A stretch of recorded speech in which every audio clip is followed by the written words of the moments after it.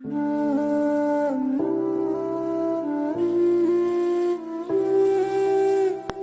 நாள் கர்த்தருடைய வார்த்தை அப்போஸ்தலர் 18ஆம் அதிகாரம் 10ஆம் வசனத்தை வாசிக்க கேட்போம். உனக்கு தீங்கு செய்யும்படி ஒருவனும் உன்மேல் கை போடுவதில்லை. பவுலுக்கு அந்த நாள்ல கர்த்தருடைய வார்த்தை வெளிப்பட்டது, உனக்கு முன்பதாக ஒருவனும் தீங்கு செய்ய முடியாது. எனக்கு அன்பான தேவ பிள்ளைகளே, நீங்க கர்த்தரோடு கூட நடப்பீர்கள் என்று சொன்னா, கர்த்தரை விசுவாசிப்பீர்கள் என்று சொன்னா, ஒருவேளை சில மனிதர்கள், சில கூட்டங்கள் உங்களை அழிக்கும்படி எவ்வளவுதான் சதி திட்டங்கள் போட்டாலும் அது ஒன்றும் உங்களை பாதிக்காது.